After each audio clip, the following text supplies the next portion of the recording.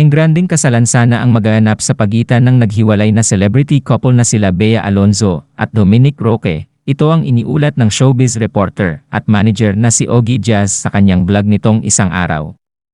Mala Marian Rivera Dingdong Dantes level na wedding sana ang plano ni Bea bilang isa rin siyang maituturing na malaking artista. Sa kasamaang palad di na nga ito matutuloy dahil naghiwalay na ang dalawa. Matatandaan na nitong isang araw lang nang inanunsyo ng dalawa na tila cool off muna ang kanilang relasyon. Samantala inalmahan naman ng batikang manunulat na si Christy Fermin ang naging official statement nina Bea Alonzo at Dominic Roque tungkol sa kanilang breakup. Feeling ni Nanay Christy, sinisisi pa ng ex-celebrity couple ang showbiz press sa pagkalat ng balitang hiwalay na sila at hindi na matutuloy ang kanilang kasal. Sana raw ay nagsalita agad sina Bea at Dominic tungkol sa tunay na estado ng kanilang relasyon at hindi na nila pinatagal pa ang pananahimik. Alam daw ng premyadong showbiz columnist at content creator kung sino ang tinutukoy ni Bea sa kanilang official statement hinggil sa mga taong nagkumpirma ng kanilang breakup ng walang pahintulot. Sa pagkakaalam namin, dalawa lang ang nag-issue ng kumpirmasyon sa hiwalayang Bea at Dom, ang Asia's King of Talk na si Boy Abunda, ang talent manager na si Ogie Jazz. At hanggang ngayon nga ay nasusundan pa ito ng ilang patutsada ng kolumnista kay Bea. Eto na, hindi nakaganda yung pagpapahayag na nina Dominic Roque at Bea Alonzo, yung lumabas nung isang araw. Alam mo, kung iniwasan nila yung unfortunately, na kesyo meron daw mga naglantad ng tungkol sa hindi pagkakatuloy na ng kanilang kasal nang wala silang permiso. Wala dapat ganyan eh. Kung wala yung paninisi sa mga bashers, sa mga vloggers, sa media, wala dapat ganyan. Ano tuloy ngayon? Naglalabasan, ayan na. O, ano ang sabi? Doon pa lang daw pala sa mga wedding plans, meron na kagad away. Dahil ang gustong-gusto pala ni Bea Alonzo, maging super bongacious ang kanilang pagpapakasal. Ang gusto naman daw ni Dominic Roque, simple lang, isang Christian wedding. Parang ganon. Ano ang kwento mo, Romel? So ayun na, totoo naman yung sinabi ni Dominic, kasi nung interview, di ba sabi niya, intimate lang, mga close friends, pero ito na, dahil sa humahaba-haba na ito at di na nagugustuhan ng mga tao, ang kanilang pasabog na pag-amin, ito na, hinahalungkat na kahit na hindi na dapat pag-usapan. Alam mo yun, na lumabas pala, na gusto ni Bea, na bongga siya, hindi siya pakakabog sa mga celebrities din na kinasal na bonggacious. Mahahanapan natin yun ang punto. Tama naman si Bea doon. Hindi naman kasi ikakasal araw-araw ang isang babae. Hindi rin naman ikakasal ng 2 beses sa isang taon o kailanman, di ba? Iyon, mahahanapan natin yun. Siyempre, minsan lang itong magaganap sa isang babae. Kaya yung panaginip niyang kasalan o dream wedding na tinatawag natin, natural, gusto niya yon. Pangalawa, sila naman ang gagastos, yun ang kanyang punto. Bakit hindi pa niya ito todo bigay sa kanyang kasal kung ano man ang meron sila? Yun. Mahahanapan natin ang katwiran yon. Pero yung kagustuhan nga ni Dominic na simple lamang, may katwiran din naman. Dahil si Dominic talaga kahit sa mga nakaraan niyang mga pahayag, di ba? Kahit sa pagde-date nila, napakatipid. Di ba? Ano nga ang sabi niya pagka nagde-date daw sila ni Bea? Kung ano orderin ni Bea, yun na rin ang kakainin niya. Yes, diba? napaka-gentleman at talaga totoong-totoo at may sabi niya nga, di ba, kailangan maging totoo sa sarili para hindi pagdating ng araw hindi kasi sisihin. Yun, yung mga previous interview niya. Yun ang mga sinasabi niya. Ayan. So nakikita ngayon na parang di ba? Under itong si Dominic. Nababaligtad na nga eh. Nababaligtad na. Ang dami-daming nagkokomento. So ganun pala. Isisisi mo pa sa iba. Pero ang hindi alam kasi ng iba, pinagkasunduan itong official na pahayag na ito eh. Pinagkasunduan ito. Di ba? Sabi ng Bea, silang dalawa. Oo, mutual decision nila daw ito. Pero ang tanong, kanino ang mas malaking porsyento ng desisyon na nakapaloob doon sa kanilang official statement? Ayun. Marami nagpapalagay na kay Bea Alonzo yan, di ba? Yun. Kaya parang nabaligtad na. Ituloy na natin doon sa pangalawang issue. Na natin yung kay Bea Alonzo bashing issue, di ba? At totoo po, kahit po sa mga pahayagan ngayon, napansin ko talaga, nega ang dating nitong si Bea Alonso. Nagbabasa ka rin naman, di ba? Ay, opo, totoo na yun. Na parang dati, 3/4 ang ano, di ba? Ngayon, hahati. Ngayon, parang nagiging 3/4 na ang gumaganda, ang takbo ng yung sa mga pahayag ni Dominic. Parang lumilihis na ang mga tao. Parang lumalabas na, ay, mabuting tao to si Dominic, mabait talaga. Alam mo, may ganon. Oh, ito, tsaka yung, sabi ko nga sa'yo, may kasama ng acting di ba? sabi ng mga buzzers, Bea Alonso, ang arte mo, girl. Super OA ka. O, di ba? Pati sa teaser ko, gano'n na rin ang tono ko. Dahil gano'n naman talaga ang pagkabigkas noon. Di ba? Alam nga namang, Bea Alonso, ang arte mo, girl. Super OA ka. Mas maganda yung ang arte mo, girl. Super OA ka. I'm sure ganun yun di ba? Yes, oo. At saka usong-uso talaga sa bashing yung ate, di ba? Alam mo, te. Yung mga ganon, di ba? Alam mo, Lola. Lola na nga ang tawag sa kanya ng iba, di ba? Alam mo, Lola, acting ka na, ang OA mo. Parang ganon. Nabaligtad. Sabi ni Catherine Amos, ang rampadorang reyna ng Sydney, kung gusto ni Bea, ang kasal na grandiosa, wedding niya, makikita mo riyan na hindi niya kaya makontento sa kung ano lang ang kaya ng partner niya. Dapat maunawaan din niya yon, sabi ni Catherine. At sabi pa niya, nabaligtad na yan. Everything is coming out in the wash. Now, si Dom na ang victim. Parang ganon. At eto kay John. Nako, eto na, sabi ni John. Ayan. Unti-unti nating nakikita ngayon kung ano ang naging problema. Dati, talagang nakuha ni Bea ang simpatya ng tao. Pero nung maglabas sila ng official statement, kitang-kita natin, Bea Alonso, itong nagsasalitang ito. Lalo na yung sinisisi niya ang mga bashers, sinisisi niya ang media, yung mga naglabas daw ng walang pahintulot nila. Kung yung ba naman, tama ka sa sinabi mo, nanay, kahapon, ang haba nito Tama ka sa sinabi mo kahapon, nanay. Kung yung ba naman iningatan nila, ang palibot nila, pati ang malalapit na tao sa kanila, di wala sanang ganyan. Ayun ang sabi ni John. Yung punto na ito, ayaw pala nila na maunahan sila ng impormasyon tungkol sa hindi na pagkakatuloy ng kanilang kasalan at hiwalay na sila. Dapat binantayan nila yung palibot nila. Dapat yung malalapit kay Bea, sinabihan niya na, wala sa inyo ang kahit sino magpo-post ng kahit ano na makakaapekto sa split up at hindi pagkakatuloy ng kasal. Si Dominic din, naging responsable din dapat maging sa kanyang pamilya, mga kaibigan, mga nagmamahal sa kanya. Walang magpo-post sa inyo ng anything na po pwedeng makaapekto. Di ba? Parang ganon. Hindi nila nabantayan Hindi nila nabantayan. Katulad nung kay Bea, merong naupo lang si Dominic sa may batuhan sa tabi ng dalampasigan. Meron na kagad na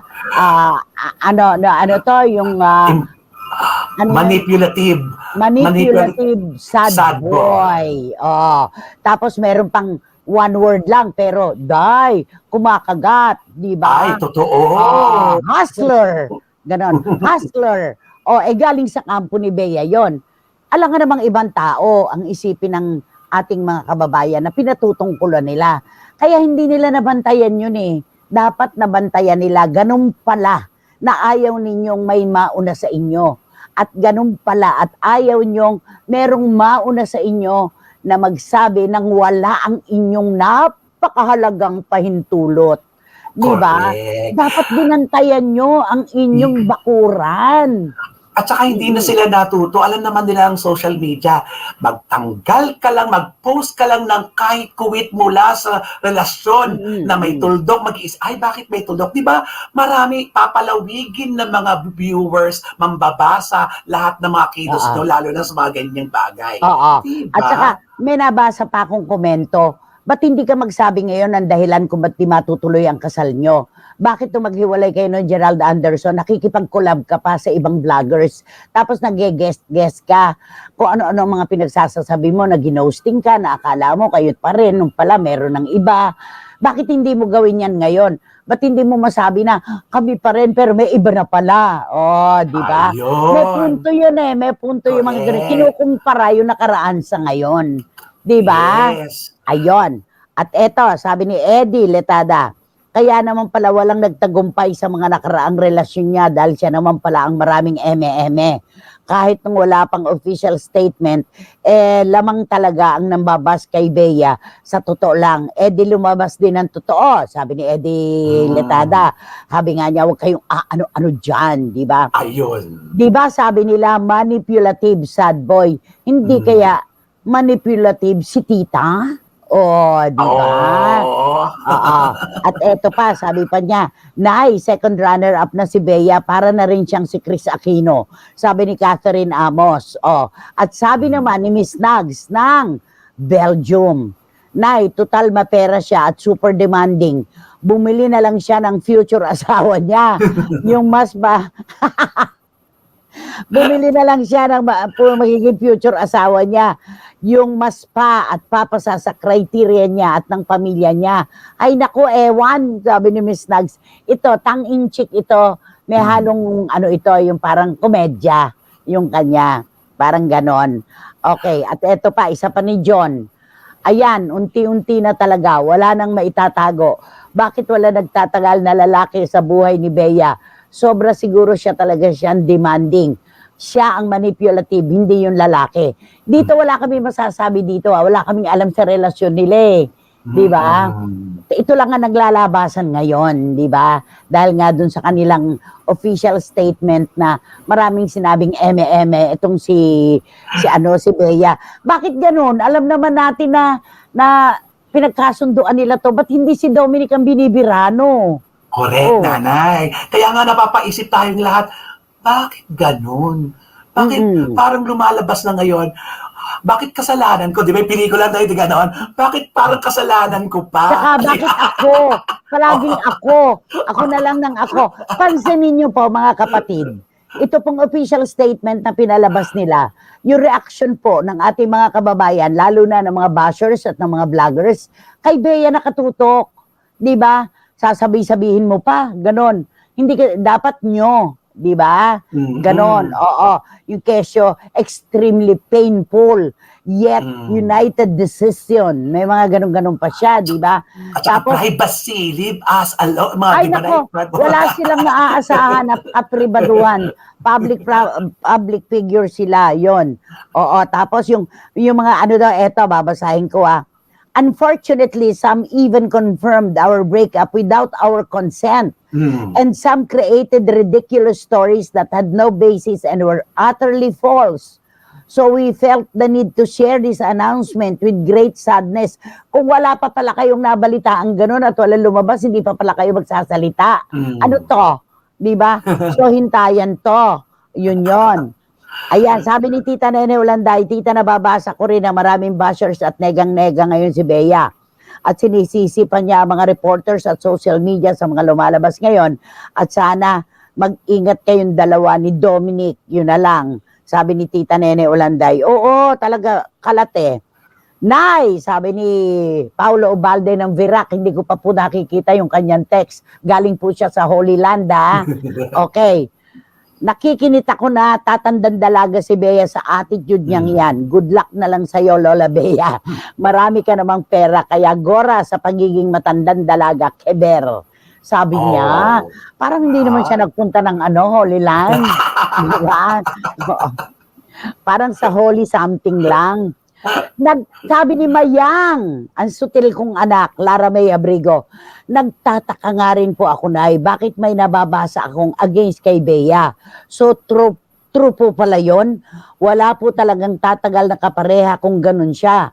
May mga memes po tuloy na lumalabas ngayon, si Bea na, bakit ako? Bakit parang kasalanan ko? Kasalanan pala niya talaga, kaloka, ha, sabi ni Mayang. Yun, may mga memes nga naman. At sabi naman ni Philip Villanueva, ang gusto siguro ni Ating Bea, ako talagang ang mga tinatawag, kay Lola Bea, Ating Bea, parang kahit paano, parang Marian Rivera wedding. Kaso si Dom, hindi naman kasing Richie ni Papa Dong, si Kuya Dom. Oo nga naman. Kasi alam niyo po, sa pagpapakasal, respetuhan yan. Respetuhan yan.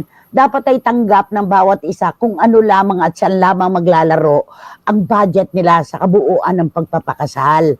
Kahit gustong-gusto ng babae na super parang namayapang Lady Diana ang kanyang pagpapakasal, kung hindi po kakayanin talaga ng lalaki yan, walang magagawa. Ngayon nga uso na di ba, yung sharing. Sharing na uso ngayon, parang 50-50 o 70-30.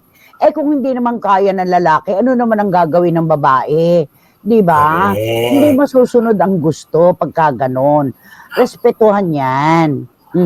At saka total, pareho naman sila nagmamahalan, magkita sila sa gitna, dito tayo para lahat mapagbigyan natin ang ating gusto sa isa't isa. Di ba may mga ganyan? Oo. Nay, kung totoo yung pagmamahal niya kay Dom, sabi ni Iram Lia, tanggap niya dapat kung ano ang kakayanin sa kasal nila. Masakit sa bangs ko ito, Bea, ha? Baka maihompas ko yung painting ni nanay sa'yo. Char! Sabi niya, salamat, Nay. Iram Lia, alam ko naman, humihigop ka ng kape ngayon. Sobra talaga ang lamig sa Qatar. At eto si Obet sabi ng anak-anakan ko, ano kaya ang kanyang masasabi? Tingin po namin talagang si Bea Alonzo ang may attitude problem. Sabi nga po namin dati, na ang super bait na si Alden Richards nagkaroon na sila ng falling out. Si Alden na po yun, naggrabe ang kabaitan pero hindi siya nakasundo. Siguro po sobrang feeling entitled nitong si Bea porque may datong. Gustong laging siya ang dapat masunod at laging pabiktim ang drama. Siya itong hindi ginagawa ang assignment sa pagkilatis ng tamang lalaki para sa kanya. Kaloka siya ha. Ha ha ha, sabi ni Obet Sapin.